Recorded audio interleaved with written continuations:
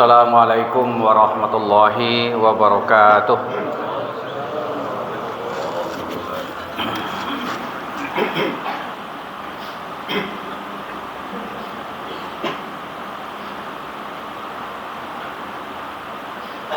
Allahu Akbar, Allahu Akbar, Allahu Akbar,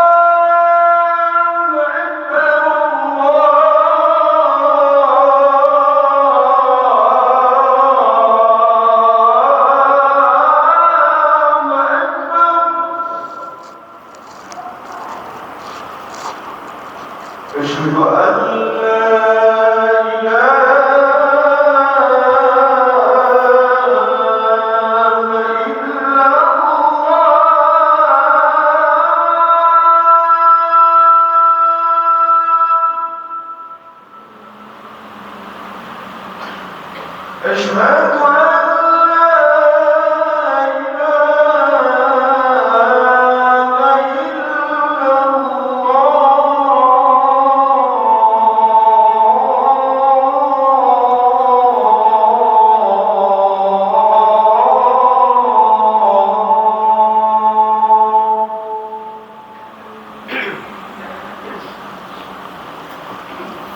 أشهد أن لا إله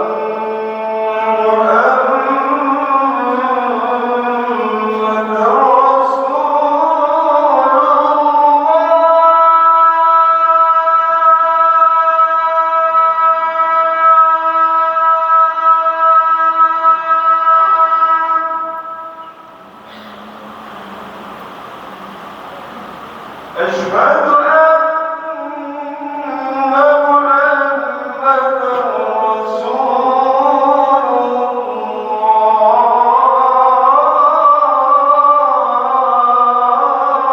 أشهد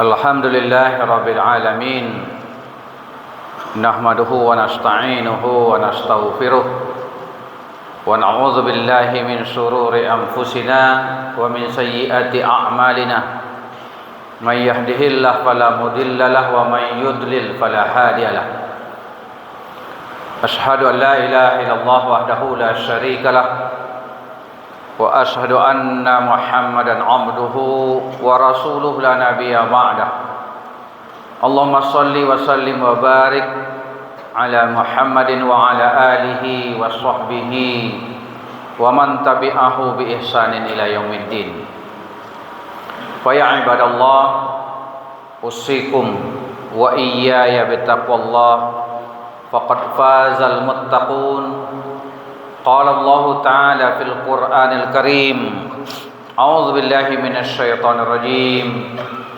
يا أيها الذين آمنوا اتقوا الله حق تقاته ولا تموتن إلا وأنتم مسلمون صدق الله العظيم. Kaum muslimin sidang jamaah Jumat seiman seagama rahimakumullah. Alhamdulillah kita sekarang berada di awal tahun Masehi. Ini adalah saat yang tepat bagi kita untuk melakukan evaluasi diri kita dan merancang kehidupan kita ke depan agar tetap berada di rel yang digariskan oleh Allah dan Rasul-Nya. Maka pada kesempatan khutbah yang singkat ini, khatib akan menyampaikan 3 nasihat dari Rasulullah SAW terkait dengan kehidupan ini.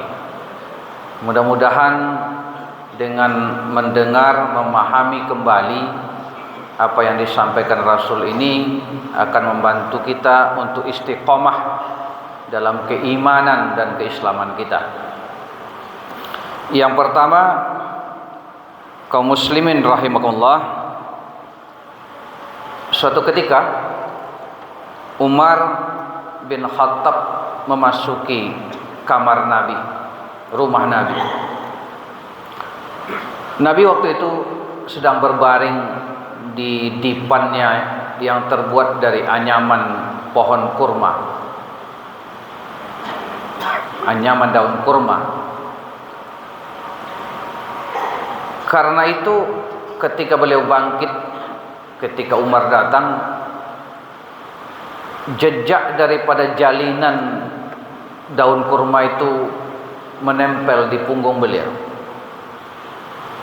Maka melihat itu Umar pun sangat sedih sampai menangis.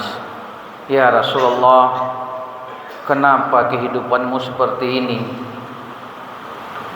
Padahal Kisra di Persia, Kaisar di Romawi hidup dalam keadaan bermewah-mewah. Engkau juga raja, engkau juga berkuasa. Kenapa seperti ini? Maka apa kata Nabi dalam hadisnya? Wa mali walid dunya wa ana wad dunya. Apa pentingnya bagiku dunia itu, hai Umar? Sesungguhnya perumpamaanku dengan dunia itu hanyalah seperti seorang musafir yang melakukan perjalanan jauh, lalu singgah sebentar di bawah pohon, kemudian melanjutkan lagi perjalanan yang jauh itu. Jadi Nabi mengumpamakan kehidupan dunia itu hanyalah seperti musafir tadi yang berjalan jauh, lalu istirahat sejenak di bawah pohon. Berapa lama betul lah di bawah pohon itu, lalu dia melanjutkan perjalanan. Dunia ini yang kita tempati sekarang hanyalah seperti musafir yang duduk sebentar di bawah pohon. Ini perlu kaum muslimin rahimahullah kita ingat-ingat kembali. Kita refresh lagi kehidupan kita ini. Dunia ini memang sementara. Dalam ayat dikatakan satu hari di akhirat sebagai kehidupan yang abadi seperti 1000 tahun yang kamu hitung. Al-Hajj 47. Jadi kalau Nabi itu usianya 63 tahun, itu cuma 1,5 jam saja. Sama dengan kita pergi ke masjid waktu maghrib, lalu duduk-duduk di masjid itu menunggu isya, lalu pulang ke rumah, itu sekitar 1,5 jam. Jadi hidup ini adalah antara maghrib dengan isya, sebentar saja. Perjalanan sebelum itu panjang. Sejak roh kita diciptakan oleh Allah, menunggu dia dapat jasad, dia menunggu di alam rohani sana, taat kepada Allah. Tidak ada arwah itu yang durhaka. Alastu bi rabbikum qalu syahidna. Qalu bala syahidna. Ketika ditanya, apakah aku ini Tuhan kalian wahai arwah? Betul, benar engkau Tuhan kami. Lalu kita dibawa kepada kehidupan dunia sekarang yang sekedar seperti berteduh di pohon tadi. Disitulah kita diuji oleh Allah. Apakah pernyataan kita bahwa Tuhan itu, Allah itu Tuhan kita dengan kita taat dan kita taat, itu diuji sekarang ini. Ujian sebentar, lalu kemudian kita dimatikan, arwah itu melanjutkan perjalanan, jasad kembali ke bumi. Disitulah dia nanti akan dipertanggungjawabkan, dihisab. Jadi kaum muslimin rahimahumullah, kita pasti akan tergoda dengan dunia ini, dan dunia itu memang godaan ditambah rayuan setan.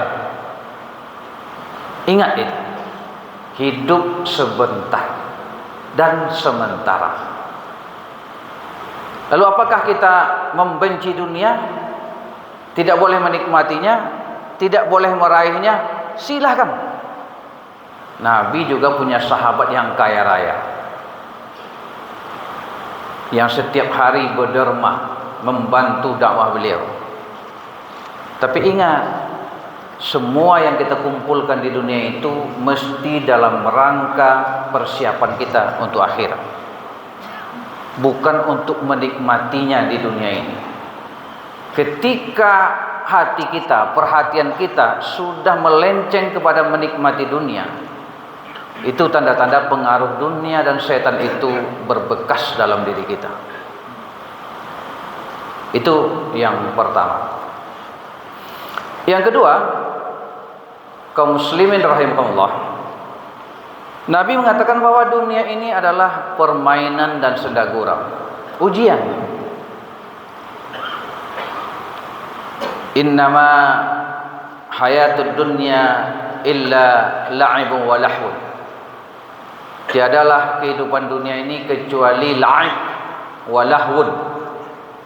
La'ib itu permainan, permainan yang lebih sifatnya fisik, melelahkan, melalaikan fisik.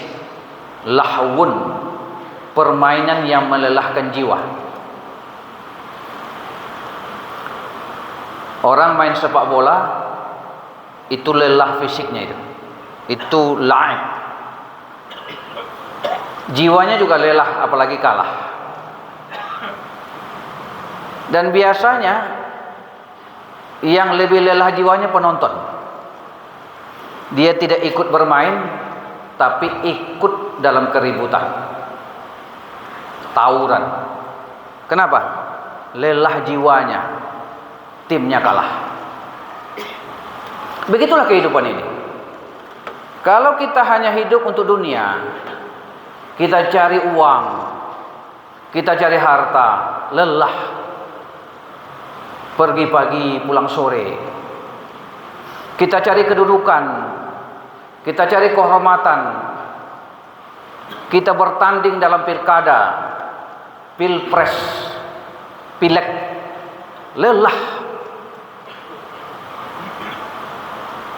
Kalau kita hidup hanya untuk dunia, lelah fisik dan jiwa kita. Karena itu disebutkan dalam lanjutan ayat tadi, Jika kamu beriman dan bertakwa, maka Allah akan memberikan pahala untukmu. Artinya silahkan kita cari dunia ini, carilah kedudukan itu, carilah kehormatan itu, tapi dalam rangka beriman dan bertakwa kepada Allah, maka kelelahan itu akan hilang. Kita pergi pagi mencari rezeki, kita berdoa, Bismillahi tawakkaltu 'alallah, la haula wala quwwata illa billah. Ya Allah, saya pergi mencari rezeki karena perintahmu untuk menghidupi diri, anak, istriku dan tanggunganku, dan semua itu adalah perintahmu. Maka itu kita pergi dan pulang itu dengan makna. Kelelahan jiwa dan fisik itu terbayar karena kita dalam misi yang suci. Kita mencari jabatan, bertanding di pileg, pilkada, pilpres, dalam rangka merebut kekuasaan agar bisa berbuat kebaikan untuk orang banyak. Kalah pun kita tidak capek, tidak lelah, karena niat kita suci lillahi ta'ala. Itulah yang bisa menghilangkan kelelahan laib walahun itu. Kalau kita mengikuti permainan dunia hanya untuk dunia, pasti laib walahun, lelah fisik dan lelah jiwa. Karena kita bekerja bukan untuk satu makna yang berharga.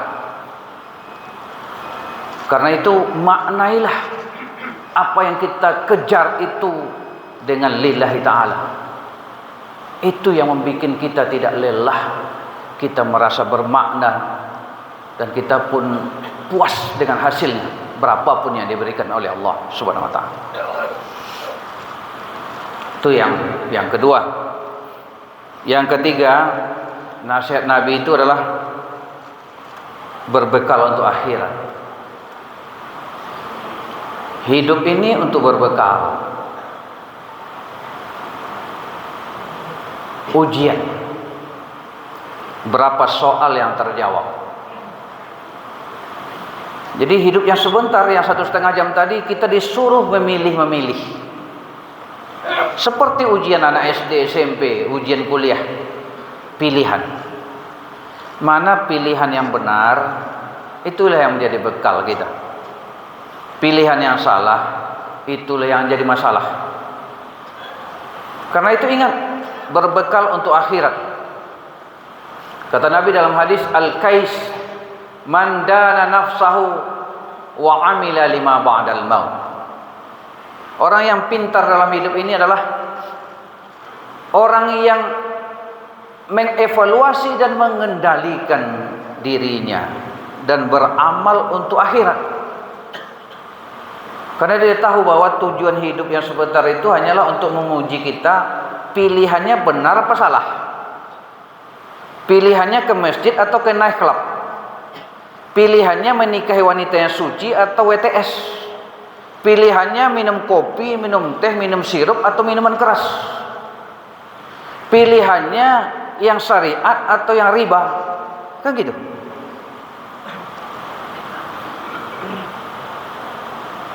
Maka mengendalikan diri kepada pilihan-pilihan yang benar dalam hidup ini. Man dana nafsahu wa amila lima ba'dal.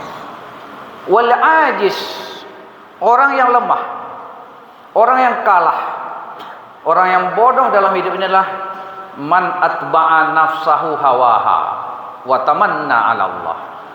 Orang yang mengikuti hawa nafsunya dan berharap Allah mengampuninya. Nah, biarlah hidup ini masih muda ini. Ini saatnya menikmati dunia. Menikmati narkoba, minuman keras kan tidak apa-apa lah. Nanti di ujung senja kehidupan kita bertobat. Siapa yang menjamin dia sampai usia senja? Siapa yang menjamin bahwa dia sempat bertobat? Nggak ada. Itulah kebodohan. Mengikuti hawa nafsu. Padahal disebutkan dalam ayat, innan nafsa la'ammaratun bisu Sesungguhnya nafsu itu cenderung kepada keburukan.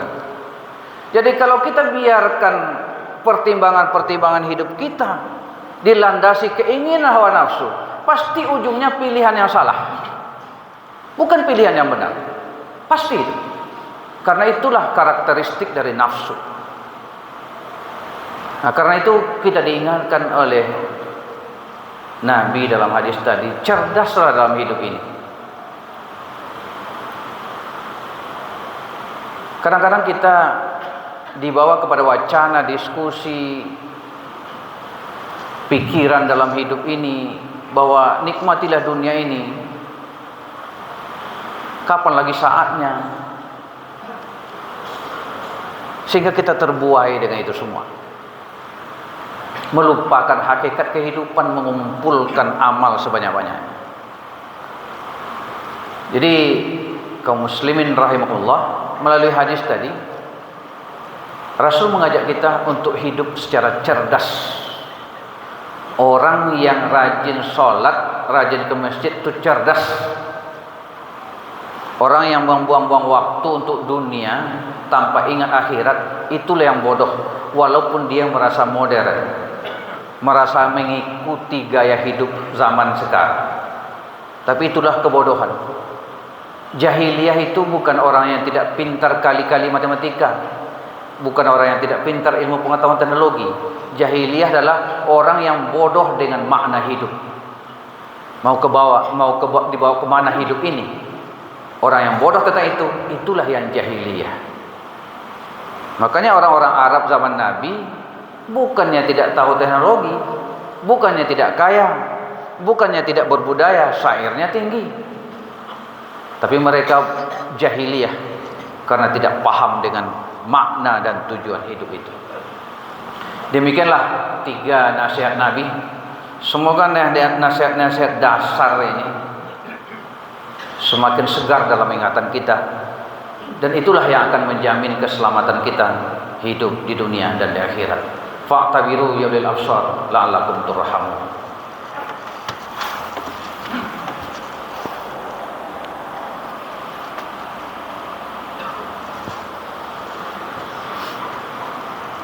Alhamdulillahi rabbil alamin hamdan katsira kama amar.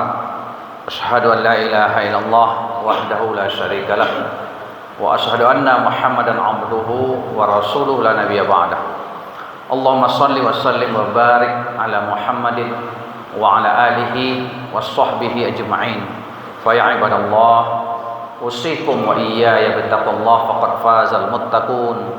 Qala Allah ta'ala fil Qur'anil Karim, a'udzu billahi minasy syaithanir rajim. Bismillahirrahmanirrahim. Wal 'ashr innal insana lafi khusr illa alladzina amanu wa 'amilus shalihat wa tawassaw bil haqq wa tawassaw bis sabr. Allahumma ighfir lana dhunubana wa liwalidayna warhamhum kama rabbawna shighara wa li jami'il muslimina wal muslimat wal mu'minina wal mu'minat al ahya'i minhum wal amwat innaka qaribun mujibud da'wat ya qadiyal hajat.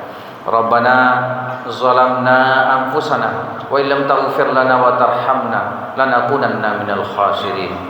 Rabbana ij'alna minal muslimin waj'alna minal mu'minin waj'alna minal muhsinin waj'alna minal mukhlisin waj'alna minal muttaqin waj'alna min ibadikas salihin. Rabbana atina fid dunya hasanah wa fil akhirati hasanah wa qina adzabannar. Subhana rabbina rabbil izzati amma yasifun. Wassalamun alal mursalin walhamdulillahi rabbil alamin.